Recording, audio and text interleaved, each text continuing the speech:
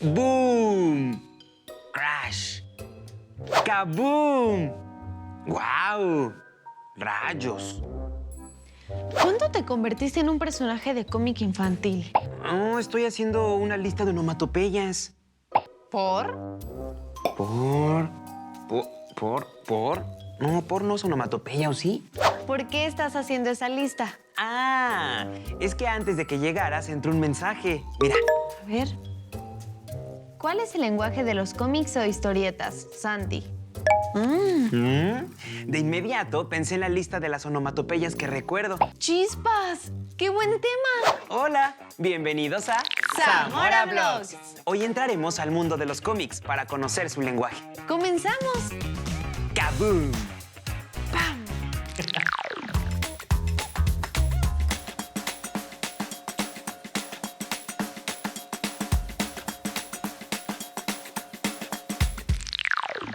La imagen constituye un medio de expresión, ya que así recibimos innumerables comunicaciones. Vivimos rodeados de imágenes fijas, como son revistas, carteles, cómics y anuncios. Y de imágenes en movimiento, que son la base del cine, la televisión o el video.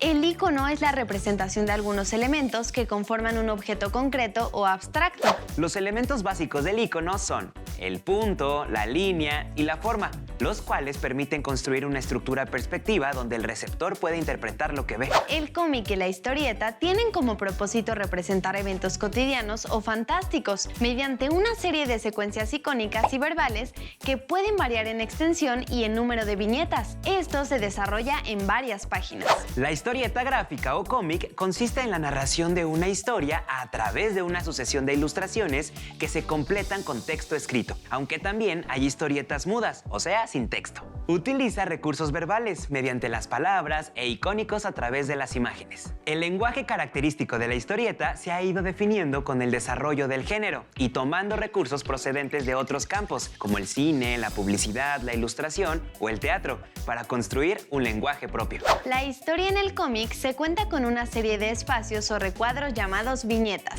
El texto escrito suele ir encerrado en lo que conocemos como globo o bocadillo, que sirve para integrar en la viñeta el discurso o pensamiento de los personajes y el texto del narrador. La forma de los globos o bocadillos depende de la intencionalidad del contenido. Por ejemplo, para conversación se usa el globo con una delta.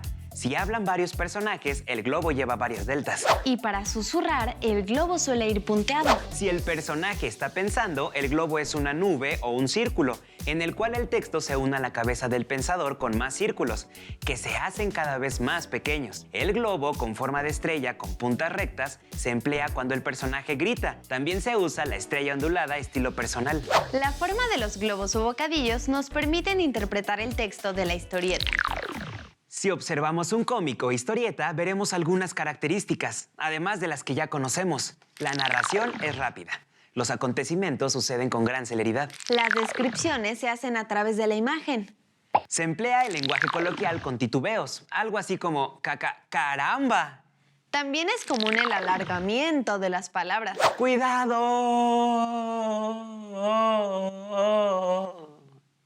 Y el uso de frases interrumpidas como y de pronto, el monstruo apareció. Se emplean frases cortas, exclamaciones, interrogaciones. ¡Ay, tengo sueño! ¿A dónde vas? Y las expresiones populares. ¡Recorcholis! ¡Hola, chato! Hola. Este tema me parece súper divertido. ¡Pum! Justo esa palabra es una de las que identifican las historietas o cómics, la reproducción gráfica de sonidos, ruidos o golpes. Las onomatopeyas son palabras que imitan o recrean el sonido de la cosa o la acción nombrada. El diccionario de la Real Academia de la Lengua Española la define como palabra cuya forma fónica imita el sonido de aquello que designan.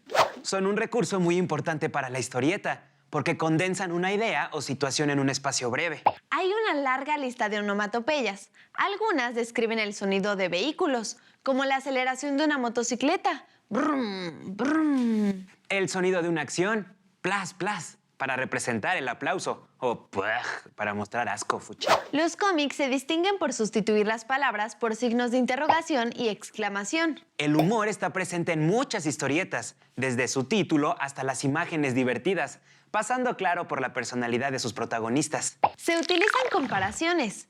Es fuerte como un león. También se incluyen hipérboles, que es la figura retórica que se observa en expresiones que exageran la realidad con fines estéticos. Por ejemplo, casi me muero del susto.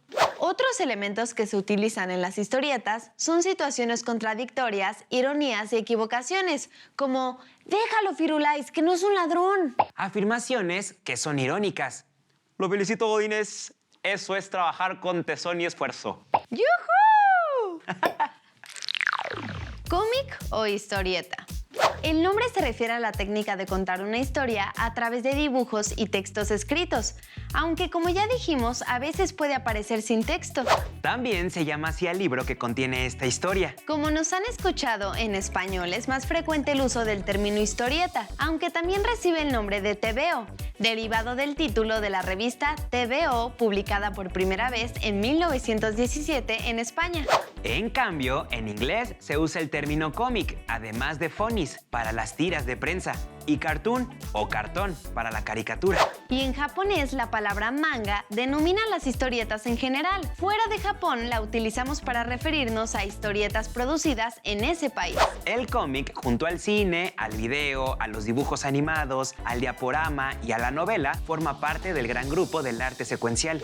El arte secuencial es aquel que trata de contarnos una historia que se dilata en el tiempo. Para ello nos valemos de un lenguaje y una estructura narrativa que expresan con claridad las acciones y pensamientos de los personajes. Mira, Hugo, encontré un dato súper interesante. El arte secuencial tiene su origen en las pinturas rupestres, en los jeroglíficos egipcios y en la cerámica griega. Ah, pero en los antecedentes del cómic actual son los chistes gráficos que aparecieron desde hace 200 años en la prensa. El primer cómic fue The Yellow Kid and His New Phonograph, de Richard Felton, publicado el 16 de febrero de 1896 en el New York Journal. Fue la primera tira que combinó la organización de su narración en secuencia de imágenes e integró la palabra mediante globos o bocadillos. Y en México, ¿cuál fue el primer cómic? El pintor Luis Gabriel Arango nos ayudará a conocer más sobre el tema. Él es licenciado, maestro y doctor en comunicación. Se dedica a la docencia e investigación en temas relacionados con la cultura digital, los memes y los medios en la educación. Y uno de sus temas es la historieta. Hola Luis, bienvenido. Hola chicos, hola Viviana, hola Hugo, ¿cómo están? Es un gusto saludarlos. Oye, cuéntanos, ¿qué es un cómic? ¿Cómo podríamos definirlo? Resulta más difícil definir un cómic que identificarlo. Tiene algunas características muy particulares, que son, por ejemplo, el mensaje narrativo, número 1. Número 2, integra lo verbal y lo icónico, es decir, el texto y la imagen. O sea, un conjunto de convenciones, de códigos, es de difusión masiva, se tiene que difundir para que la gente lo conozca y se transmitan las ideas. El fin principal, pues, es el ocio o el entretenimiento. Sin embargo, hay que reconocer que hay organizaciones que utilizan los cómics para otro tipo de fines, que no necesariamente es el ocio. Entonces, a grandes rasgos, eso es lo que yo les diría que es el cómic. Oye, ¿y a qué se debe la gran aceptación del cómic? Porque incluso se usa en la escuela o con fines sociales. Esta combinación de textos sencillos y de dibujos son los que hacen que el cómic tenga esa aceptación y esa penetración en el público. Es muy didáctico, porque además estamos insertos en una cultura de la imagen, una cultura visual, pero además pues maneja también en las historias estereotipos muy fáciles de reconocer. Es decir, los malos, ¿no? Los villanos, los buenos, cuestiones como la aventura, como el éxito, que están en otros lados también, en la comunicación, en los medios, en el cine, ¿no? También los maneja el cómic. Entonces la verdad es que es muy familiar para las personas, ¿no? Y por eso es que goza de gran aceptación. ¿Y qué elementos conforman el lenguaje de la historieta? Yo en primer lugar pondría sobre la mesa que es un lenguaje narrativo, es decir, tiene una secuencia temporal, va contando una historia. Para contar una historia, pues los cómics se echan mano de personajes. El segundo elemento es la combinación de textos con imágenes. Pero esa combinación también se da, digamos, en el espacio del cómic, concretamente en las viñetas. Dentro de las viñetas hay un elemento que se llama los cartuchos, que son rectángulos que aparecen en el ángulo superior izquierdo de las viñetas, en donde se establecen a partir de textos ciertas situaciones, por ejemplo, en un lugar de Asgard, ¿no? O más adelante, o un año más tarde, ¿no? Entonces dan cierta información al lector de los cómics para que no se pierda. Y también, por ejemplo, pues están los fragmentos dialogales, que son pues básicamente lo que dice el personaje. Y hay otro elemento también muy importante dentro de los cómics, que son las onomatopeyas. Las onomatopeyas son expresiones o son representaciones por escrito de sonidos. Por ejemplo, un balazo es un sonido, pues se representa en una onomatopeya como bang, por ejemplo, ¿no? Los golpes o otro tipo de sonidos. Entonces, esas son las onomatopeyas. Hay un elemento muy concreto que se llama deformación cinética, por ejemplo, en donde se dibuja un objeto que está, digamos, en relación con cierto movimiento. Por ejemplo, un balón al que se golpea se dibuja deformado. Entonces, pues son elementos que no necesariamente pues, tienen que estar en todos los cómics. Si para esa historia se requiere de ese elemento, por ejemplo, pues el dibujante lo utilizará. Y si no, pues no, y no hay ningún problema. Habrá otros códigos y otras convenciones dentro del universo del cómic que serán utilizados en vez de otros. Oye, Luis, ¿y qué es la gramática del cómic? El significado que está presente en los cómics depende de la manera en cómo están articulados los elementos, es decir, depende de su propia gramática. Es como con el lenguaje. El cómic es un lenguaje, tiene un lenguaje. El cine tiene un lenguaje. Este lenguaje que nosotros utilizamos día a día también tiene su estructura, también tiene sus elementos, también se combinan, ¿no? Las palabras, los verbos, los sujetos, los artículos, y la manera en cómo las combinamos, pues de eso depende la comunicación o el significado que nosotros queremos transmitir de algo. Luis, muchas gracias. Volvemos contigo. Nos vemos al ratón. Sí, adiós. No, al ratito. No nos tardamos. Excelente, muchachos. Ahorita nos vemos, regresamos. En la actualidad, el cómic tiene varias funciones. Se usa incluso con fines educativos, pero el más relevante es su uso recreativo, con la que se consolidaron géneros como los de aventuras, las series negras de Dick Tracy o Spirit, la ciencia ficción con personajes como Batman, Flash Gordon, Superman o Spider-Man, justicieros con poderes especiales e indumentarias estrafalarias. En cuanto a la estética, se manejan prácticamente los mismos planos que en el cine. Gran plano general. Se usa para una panorámica general del lugar donde transcurre la acción. Plano general. Abarca la figura completa del personaje y parte del contexto. Plano americano. La figura se muestra hasta las rodillas y muestra acciones del personaje. Plano detalle. Encuadra una parte de la figura humana de cerca. Incluso llega a ocupar toda una viñeta. Plano medio. Encuadra desde la cintura y destaca la acción más que el contexto. La expresión del personaje es importante para el plano medio. El primer plano va de los hombros a la cabeza y subraya el estado emocional, psicológico y expresiones faciales. En el cómic son muy importantes los ángulos de las imágenes. Son el punto de vista desde el que se observa la acción. Otorgan profundidad y volumen a la viñeta. Puede connotar grandeza o pequeñez. Vamos a poner en práctica lo que hemos aprendido hasta este momento. Tomen el cómic que tengan a la mano. Si no cuentan con uno, busquen en internet. Ahora vamos a observar dónde, cuándo y qué sucede en la historia. Y en lo visual, observen desde dónde ven lo que ocurre en la historia.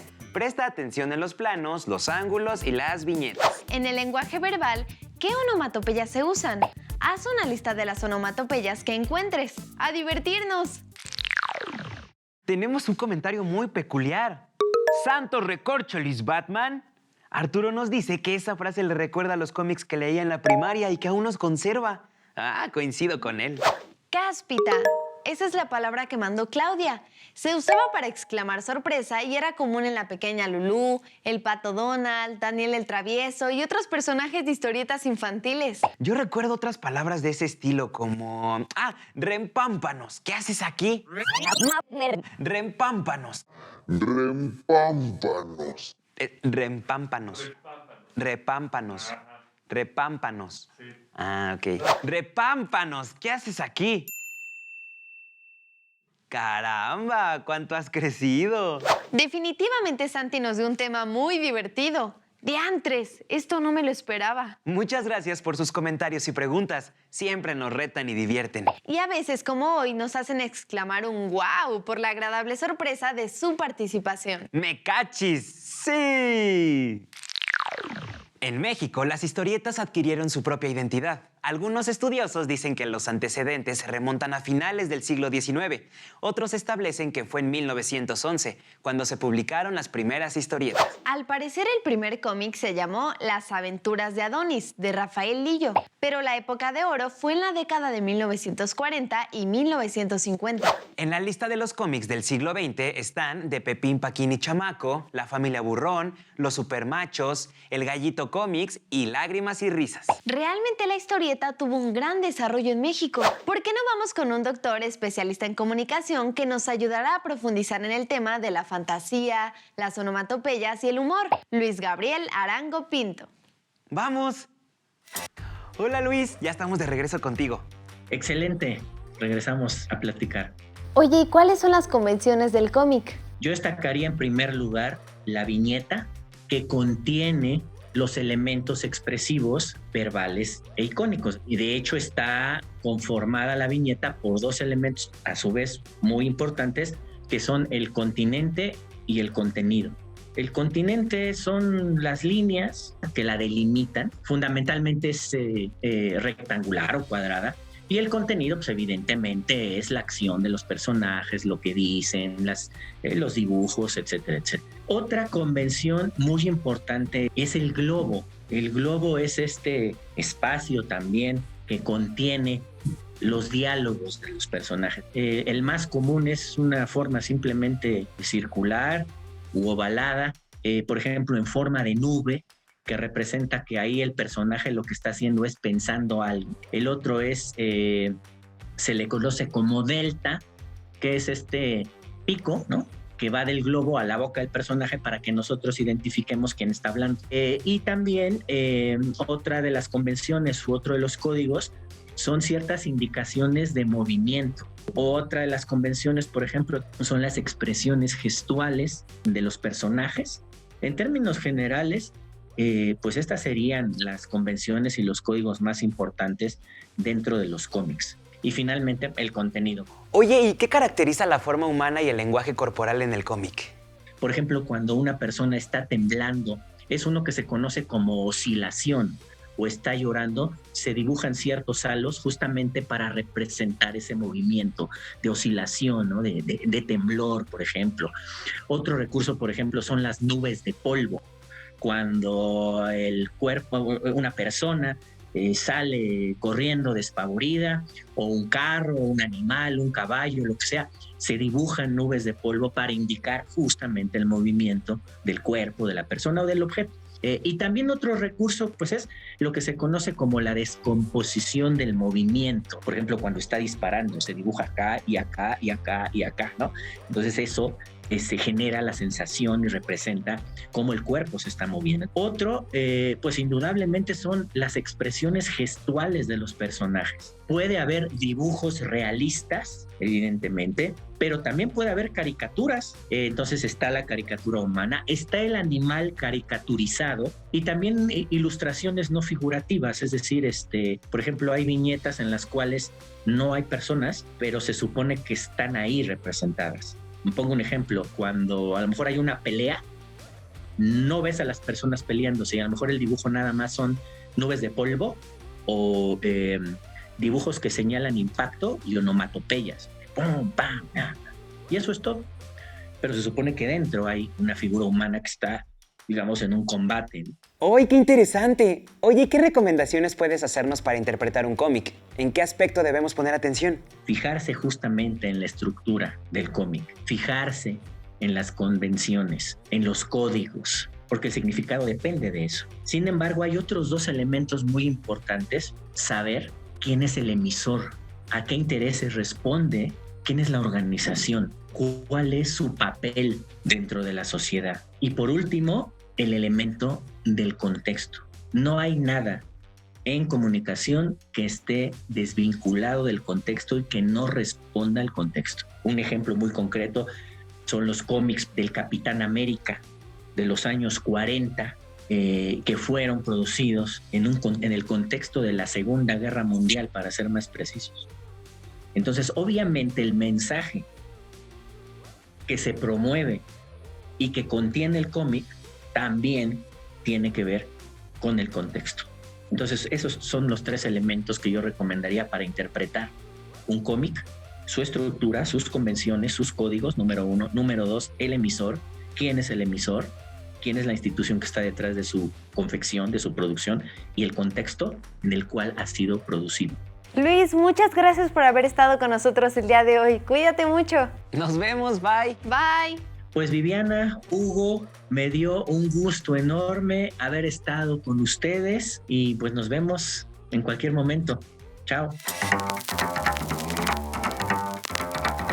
Estoy muy contento por el tema que nos mandó Santi. Esperamos que te hayas divertido y aprendido con nosotros. Descubrimos que el cómic utiliza un sistema de códigos extensos, capaces de transmitir un gran flujo de información y representar las más diversas situaciones de la vida diaria, de forma efectiva y concisa. En su lenguaje combina diversos códigos: el verbal mediante textos lingüísticos y el no verbal con imágenes fijas y convenciones. Nuestros abuelos y padres crecieron con las historias de cómics. Crecieron con las historias de cómics escritos por mexicanos, así que los alegrarás si les regalas un ejemplar de Chanoc, Fantomas, La Familia Burrón o Calimán. ¿De qué trataban esas historias? Te contamos rápido. Memín Pinguín narra las aventuras de un niño afrodescendiente y su ma, Linda. Fue escrito por Yolanda Vargas Dulce. Calimán es sobre el séptimo hombre de la dinastía Cali, un superhéroe con poderes mentales que combate las fuerzas del mal en compañía de Solín, un niño egipcio. Una de las historietas más populares fue La Familia Burrón, creada por Gabriel Vargas en 1948. Trataba sobre las adversidades de Boró la Tacuche, Regino Burrón, el Tejocote la Pecocha, Fósforo Cantarranas y el perro Wilson, y se ubicaba a mediados del siglo XX en la Ciudad de México. Fantomas dedicaba sus páginas a narrar las aventuras de un ladrón que buscaba combatir la pobreza. Chanoc trata de las aventuras de un pescador de Ixtac, población del Golfo de México. La historia sucede en un ambiente selvático. Los supermachos es la historia de Juan Calzoncín, un indígena con conocimientos filosóficos y sociológicos. Con el tiempo surgieron nuevas historias y personajes de cómics mexicanos. También se hicieron adaptaciones y traducciones de historietas estadounidenses. Pero en la cultura popular siguen presentes frases como serenidad y paciencia de Calimán, que hicieron calle, o sea, que dice la gente como parte de su discurso. O palabras y dichos extraídos de La Familia Burrón. Está de rechupete. Está bien chipocludo. O estuvo a todo mecate. Si han escuchado frases como a mover el bigote, vete de volada a comprar las tortillas, mira nomás qué cuchitril, también provienen de La Familia Burrón. ¡Caramba! Sí las he escuchado, sobre todo de mi abuelita. Aunque mi papá también las usa, ¿eh? Recuerden visitarnos en nuestras redes sociales para seguir dialogando. Nos vemos en el siguiente video. ¡Nos vemos! Bye. Bye.